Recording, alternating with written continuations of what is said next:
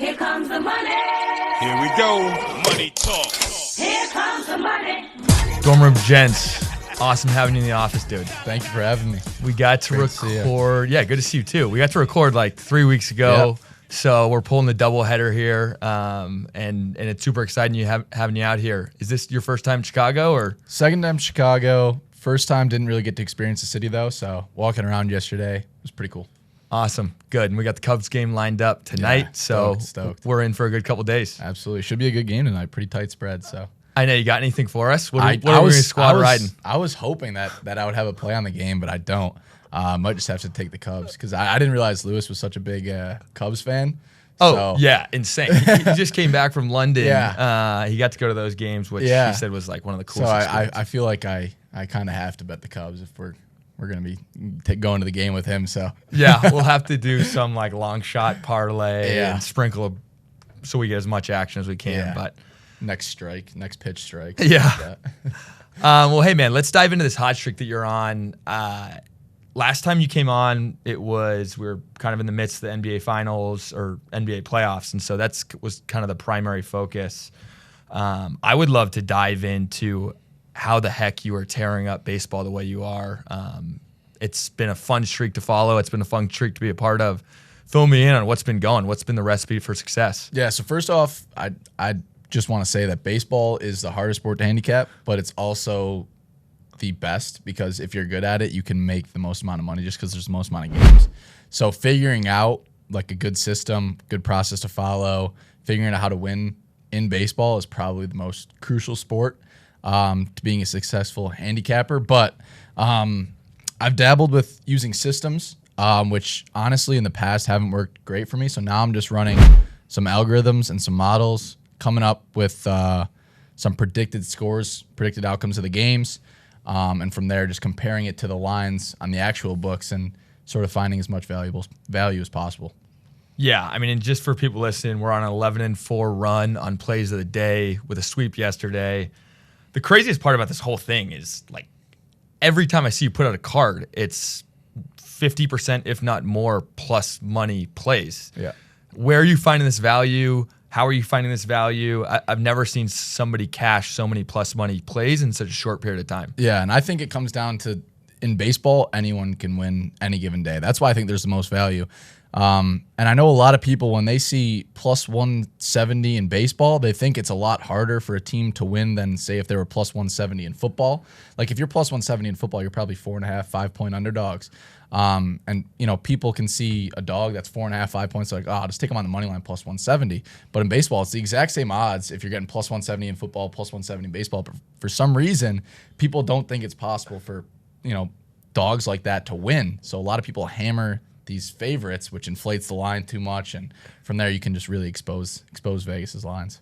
And you can really speak to that unpredictability of baseball with your background in it. I just learned today that you were a former baseball player. Yeah. Fill me in on that a little bit. Yeah, so played my entire life, multi-sport athlete, football in the fall, hockey in the winter. Yeah, you walked in all freaking jacked up. I was like, Baseball in the spring. But out of high school, went to a prospect camp. They were giving away one scholarship, and then they were offering two kids an offer to go play JUCO for 2 years and transfer in, play 2 years. Thought I was going to get the scholarship, played really well. Didn't. Got offered to go play JUCO for 2 years and transfer in. Decided not to because I was finishing up my degree in 3 years, so I would only had 1 year at a D1 school when I wanted to go there for, I mean, it's where I want to go since I was in middle school. So decided to just go. Didn't play baseball for 2 years, and then was out playing with my buddies who were on the club baseball team, and was just taking BP, and the D1 coach walked by, asked me if I wanted to play. no way, that's sweet. Yeah, so from then on, that was, but yeah, baseball is just crazy any given day. Really, they say that about football, they say it about every sport, but in baseball, it's couldn't be more true. And is that why baseball is one of, if not your best sports to handicap, just like that knowledge base and understanding? Because I know, I imagine having played in so many games, you just see the game in a different way. Absolutely. I mean, I'm huge with advanced stats. I love looking at advanced stats. I know a lot of people will just look at, ESPN, CBS Sports, stuff like this, and they'll see, pitchers wins and losses, ERA, WHIP, stuff like that. But I mean, I really love diving in and trying to paint a picture that I think is more true, because you can see someone that has like a 4. Perfect example, Cubs Phillies tonight, right? Aaron Nola's ERA is like above 4, but his WHIP is like just over 1. So he's due for some positive regression. So if I were gonna take a bet tonight, it'd probably be the Phillies on a short money line, but might not be able to. No, absolutely. And that's the difference between you and many folks who don't even know what WHIP is. Yeah. It's walks, hits per inning pitched, right? Yep. And everybody just looks at ERA and they're like, oh my God, this guy's got 9 ERA. He must be horrible. Yeah. But maybe he had 1 bad outing. Right. Or maybe he had 3 broken bat hits, a bunt single, Right, yep. Ball lost in the sun, and it inflates that number. Yep. So is that how you have gone about kind of building these models, is picking and choosing what you see as the most valuable stats to predict the outcome of games? I think it's that. I think it's putting emphasis on those stats, but also factoring in everything. I mean, ballpark factor, the weather, everything that you can think of, the size of the crowd in attendance. Obviously, this might not be obvious for everyone, but for baseball, home field advantage is a lot less than it is for football. Yeah.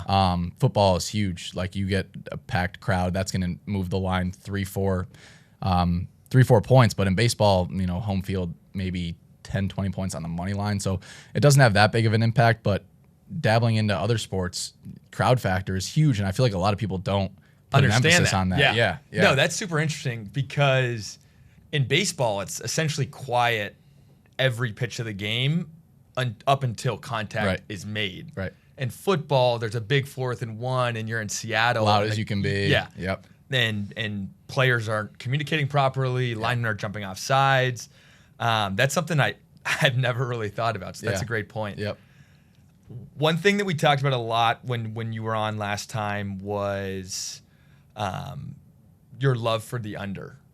But it's been fun seeing on this tear that you're on. I've seen a fair amount of overs. We have been on a good amount of overs recently. Yeah, what's going on with that? I don't know. There's just been a lot of value on it. I think that with the pitch clock and the games being shortened, I think we're finding some more value on the over, because pitchers are being more rushed, so they don't have as much time. The hitter's not thinking as much in the box. They're just sort of get in, trust my mechanics, hit, back to that sort of thing. So I honestly think in this year, and the numbers have backed it up, the overs are hitting this year better than they have in any year in recent history. So we might have changed it up a little bit as the season goes on, but so far, we've been crushing it. So yeah, we had Nerfy Algo on probably about a month ago, and he has still managed to be incredibly profitable this year, despite the splits on runs being scored in the first inning, like insanely different from last year. And I think, to your point, it's the product of pitchers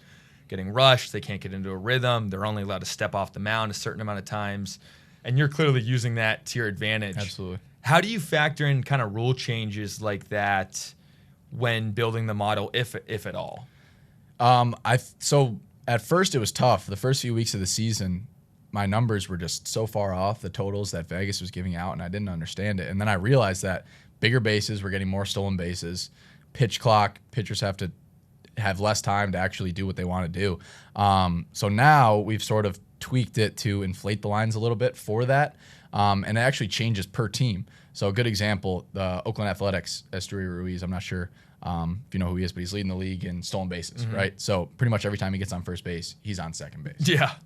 So stuff like that, A's steal a lot of bases, and then you'll find teams that don't steal a lot of bases. So, and then Alek Manoah is a great example of someone that can't use the pitch clock. Like, he can't, as soon as the pitch clock became a thing, he's out of shape. He can't handle it. Now he's down in rookie ball. So I think that it definitely affects different teams and pitchers specifically more.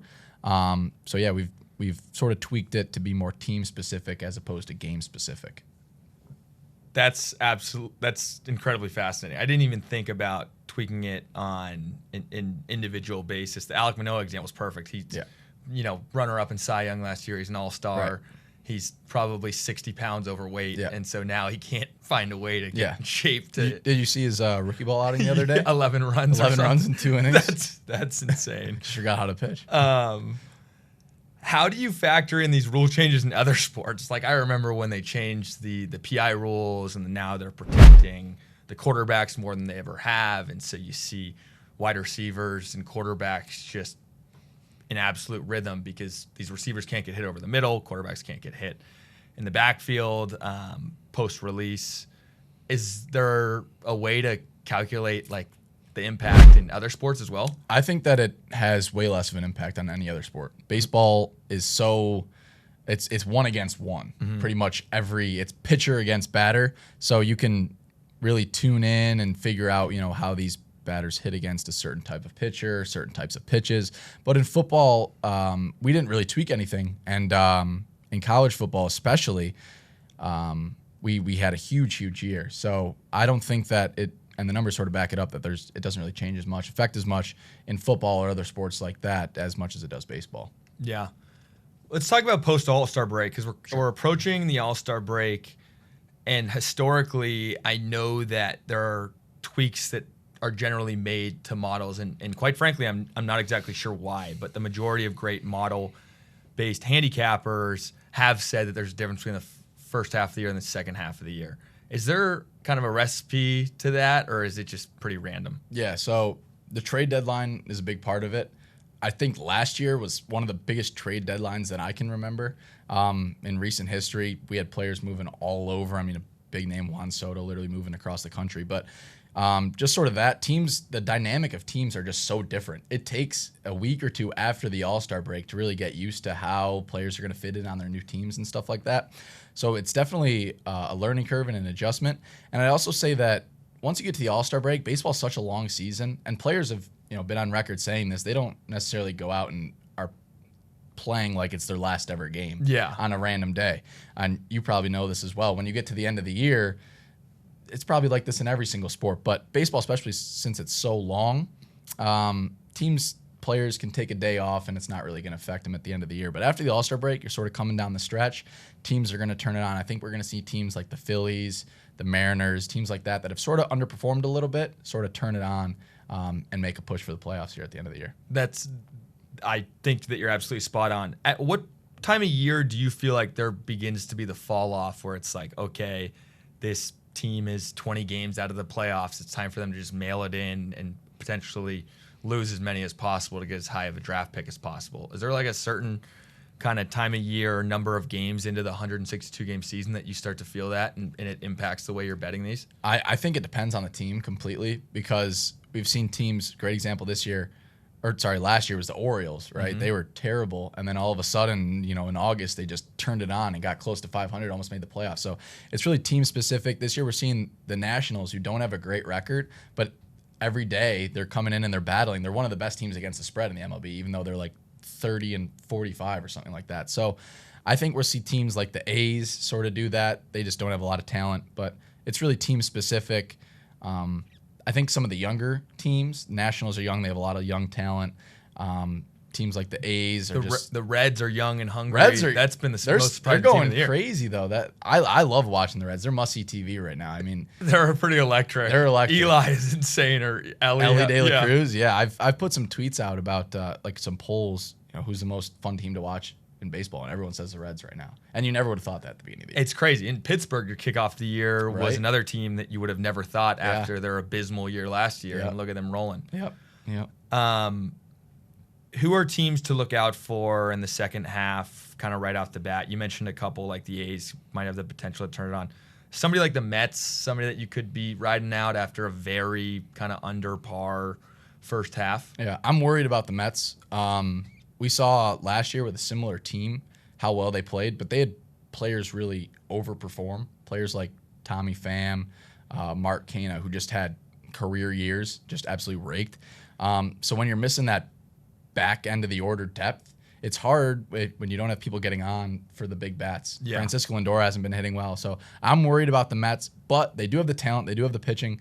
I could see them turning it on. The team that I am looking forward to watching make a playoff push is the Mariners. I mentioned it earlier. They have so much young talent, and the pitching rotation is unbelievable. I think that they make a push, they get a wild card spot, and they make a deep run in the playoffs. That is a hot take, and I love it. Hot take. They're a few games out of the wild card right now. And they started the year horrendously. Yeah. I remember Kalinick was struggling out of the gates. J-Rod was struggling out of the gates.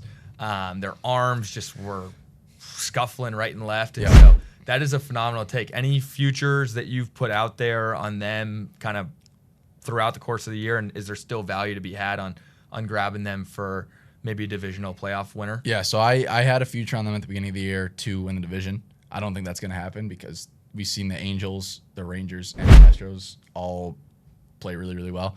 But if they make the playoffs, I will definitely be taking them to win the wild card, and then also in the second round, whoever they play.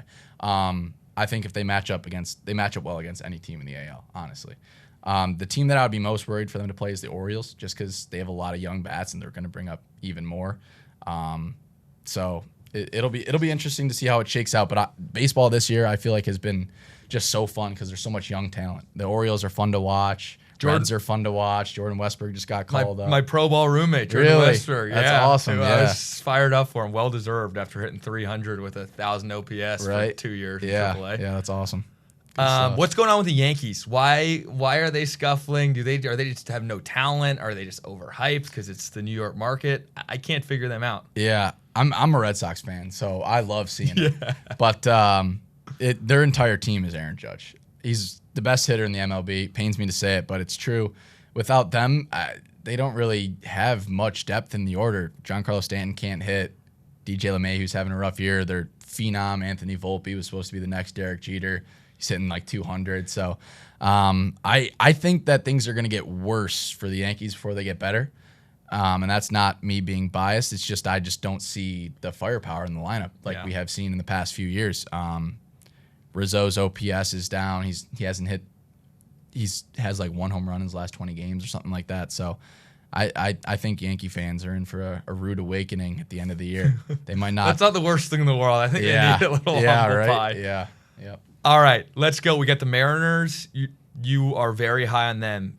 Any more teams that we should be looking out for to get involved with some futures late in the year, or potentially showing interest in them making a deep run? Yeah, I think that a team that is going to be hard for people to back is the Cardinals, just because they've played so bad. But their lineup is just so good that I wouldn't be surprised if they go on a 10-game win streak and get right back into the hunt in the NL. But the team that I'm looking for out of the NL is the Philadelphia Phillies. So World Series last year, obviously they lost, but they made a great run to the World Series. They were missing Harper at the beginning of the year. They weren't playing very well. Harper comes back, just ignites the lineup. Yeah. He hasn't even he's hitting like 300, but he only has like 3 home runs in like a month. But just his presence being back just changes everything. You know, when you have someone in the lineup that's just a presence in the box that pitchers are afraid to face, it makes them a little more cautious against them. They might make a mistake against someone else in the order. And Trey Turner's going to turn it on. He's just too good of a hitter to be hitting 250. By the end of the year, you know, he'll be up around 280 and the Phillies will be fine. Yeah, Schwarber won't keep hitting 180. Right. Like he is. And the craziest thing is his home runs aren't down. It's just everything else is. Like, he's just not hitting singles. He's just hitting extra base hits, which isn't a problem. But leadoff hitter, you like to see him get on a little bit more. I saw a stat that Austin Hayes. Yeah, I just saw that today. They're pretty crazy. Yeah. Austin Hayes has the most hits in the league, but Schwarber on the season, while hitting 180, has gotten on more times than Austin Hayes. Yeah. And the top comment was like, Austin Hayes missed like 20 games. Yeah. But, another team that I'm super excited about is the Diamondbacks. They're awesome to watch. Corbin Carroll should win the NL MVP. He's definitely going to win the NL Rookie of the Year. But if he keeps hitting the way he is, I think that he's having a better season than Acuna. I mean, he has more home runs and he's faster. Acuna just plays a little bit better defense, but that Diamondbacks lineup is scary. Yeah, it's fun seeing a little shakeup in the NL West. I'm a Giants fan, and they've been solid over the course of the last 2 really weeks. Good baseball. Yeah. But seeing the Dodgers slump a little bit's been nice to see as a Giants fan. Yeah. Well, hey, those are phenomenal takes. I will be all over the Mariners when they make it to the wild card, win the wild card. Yep. You'll remember that. You'll think back to this day. Yeah, and I'm gonna get involved with maybe a little Corbin Carroll sprinkle. So Corbin Carroll sprinkle, definitely worth a throw. Absolutely. Right. Awesome having you on. Awesome having you in person, and looking forward to the Cubs game tonight. Awesome. Can't wait. The money. dollar, dollar, dollar, dollar.